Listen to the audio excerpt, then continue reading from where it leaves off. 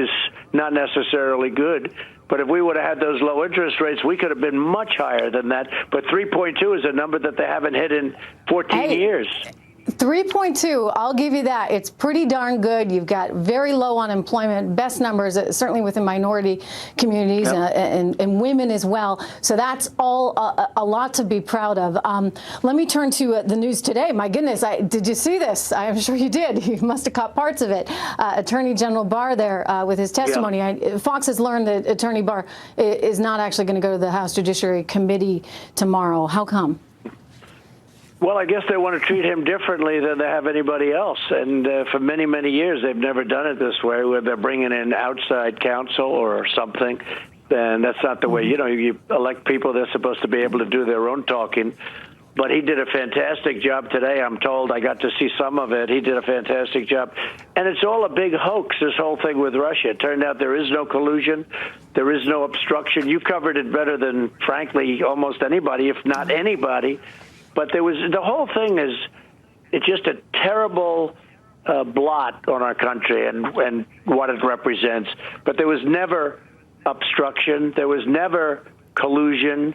You look at it, it's all just, it's a political game. Now, I'll tell you, on the other side, there's plenty to be talking about. They covered, I heard, very much with Strzok and Page and the insurance policy and all of the things that happened that are so terrible, so disgusting, frankly.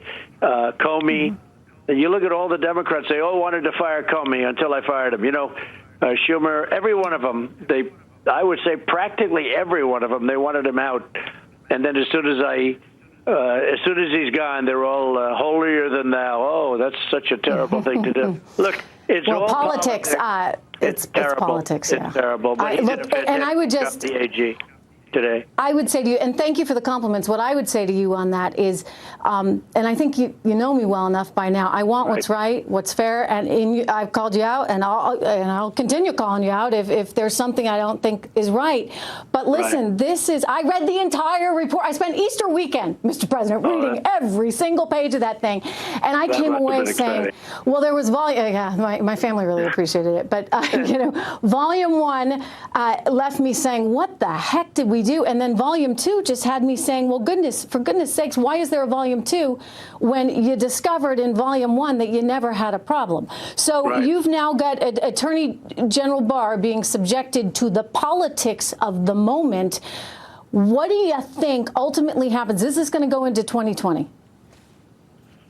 Well, I think people are tired of it. The big thing was collusion, because, collusion is a whole different ballgame. And as you say, when there's no conspiracies, there's no crime, there's no anything. In fact, I guess they said the campaign repulsed efforts to come in.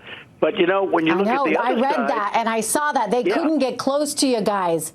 Volume 1, read it. They tried to, and they probably tried for her campaign, too. And if you look at Obama, President Obama, in September, he learned a lot about things. He didn't do anything, and nobody likes to talk about it. It's a very one-sided deal, but I think it's turning very quickly, and a lot of things are coming out, Trish, that nobody thought would be possible. If you wrote this as a novel, it couldn't sell because it wouldn't be believable. We might be looking at a volume 3, I suppose. Let me ask you about all these calls for Attorney General Barr to resign. I see that, and again, you mentioned the politics of the moment, but resignation now for the Attorney General, that's what the Democrats want. What's your reaction? Well, I haven't even heard that. I mean, it's so ridiculous. He's an outstanding man. He's an outstanding legal mind, and I heard he performed incredibly well today. And for the country, he performed well. Kamala Harris. Well, she was probably very nasty. How about these 3 people? 3 of them are running for.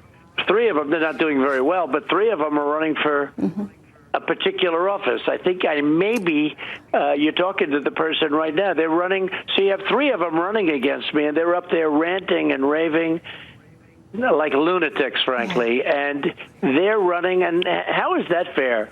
So you have Bill Barr, highly respected, great attorney general, and he's got to take the abuse from people that are running for office.